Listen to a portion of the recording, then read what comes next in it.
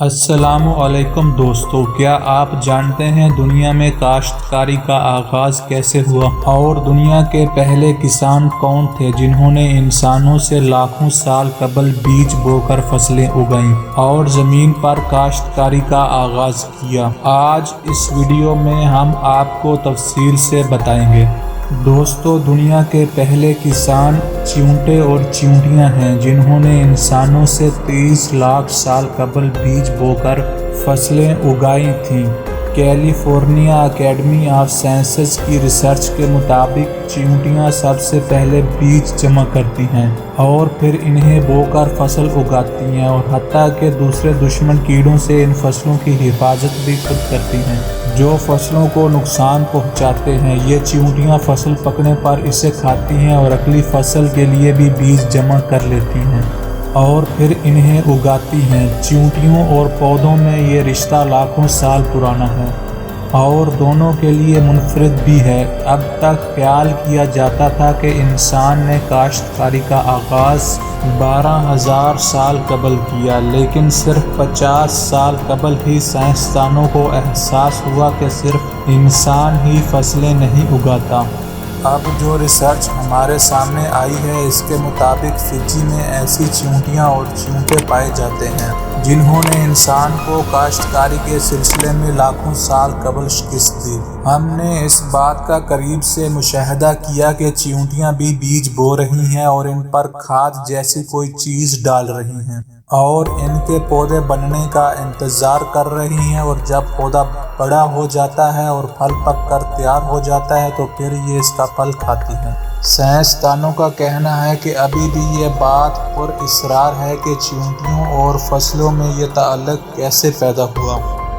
Doctor بریان فشر نے کہا کہ ابھی بھی ایسی چیونٹیاں پائی جاتی ہیں جو بیج کو پھیلاتی ہیں اور پھر پودے میں آنے والے پھل کھاتی ہیں، لیکن ہمیں ایسی کوئی مثال نہیں ملی کہ انہوں نے کوئی ایسا پودا لگایا ہو جس کے بغیر وہ نہیں رہ سکتی۔ یہ چیونٹیاں اپنے شیلٹر اور خوراک کے لیے پودے پر انحصار کرتی ہیں، جبکہ پودے کو چیونٹیوں کا انتظار ہوتا ہے کہ وہ بیج ڈالیں اور پودا اگے۔ فجی میں ایسی چیونٹیاں بھی پائی جاتی ہیں جو بڑے پودے سے بیج لے کر قریبی درختوں تک جاتی ہیں اور یوں ان درختوں سے زرگل نکال کر دونوں کو ملا کر بوتی ہیں۔ جب وہ بیج بوتی ہیں تو باقاعدہ اس کی مانیٹرنگ بھی کرتی ہیں اور دوسرے بھوکے جراثیموں سے پودے کی حفاظت بھی کرتی ہیں۔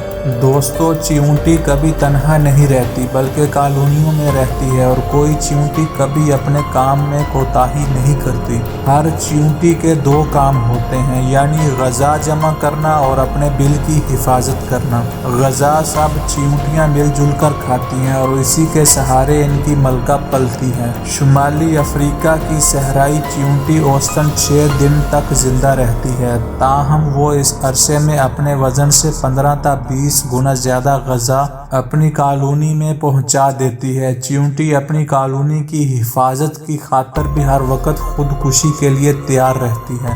مواصلاتی نظام میں برازیل کی آتشی چیونٹی سب سے آگے ہے۔ ان کی ایک کالونی میں قریباً 1 لاکھ چیونٹیاں ہوتی ہیں۔ جب یہ کسی غذا کو پاتی ہیں تو اس جگہ سے واپس اپنے بل کی طرف آتے ہوئے ایک کیمیائی مادہ چھوڑتی آتی ہیں اور اسی مادے کے ذریعے بعد میں دیگر چیونٹیاں غذا تک پہنچ جاتی ہیں۔ ایشیا اور آسٹریلیا کے گھنے جنگلوں میں پائی جانے والی جولاہا چیونٹیاں ایک وقت میں کئی درختوں پر قبضہ کر کے دشمن کیڑے ہلاک کر کے ان کا گوشت کھا جاتی ہیں۔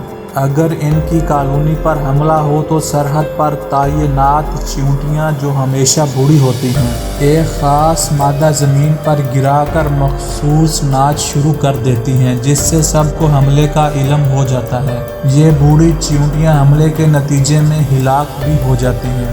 ملائیشیا کے جنگل میں چیونٹی کی ایک قسم ہائپوکلینیا پائی جاتی ہے جو خانہ بدوش ہے اور انسانوں کی طرح ڈھور ڈنگر پالتی ہے۔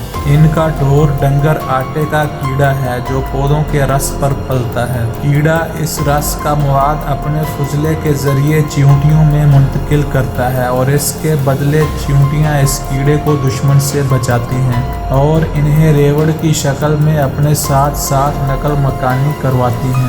یہ کیڑے ملکہ اور اس کے انڈوں کے ساتھ کالونی کے مرکز میں چیونٹیوں کی حفاظت میں رہتے ہیں۔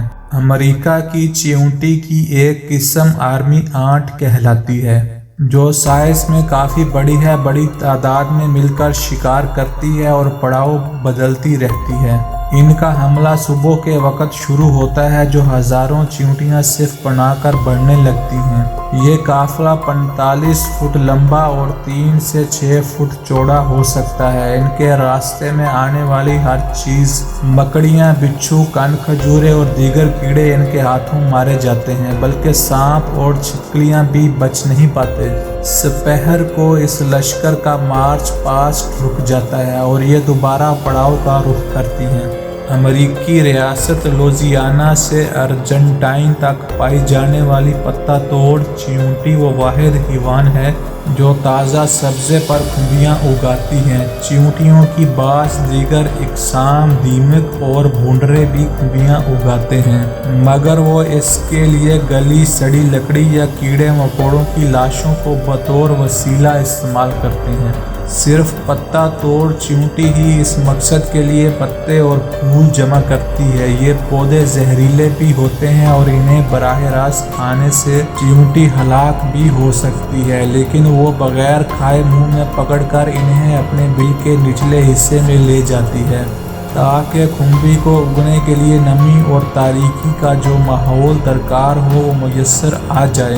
ان کے بلوں میں گہرائی 20 فٹ تک بھی پہنچ سکتی ہے۔ دوستو، ویڈیو پسند آنے کی صورت میں اپنے دوستوں کے ساتھ زیادہ سے زیادہ شیئر کریں اور کومنٹ سیکشن میں اپنی رائے کا اظہار ضرور کریں۔ Thanks for watching. اللہ حافظ۔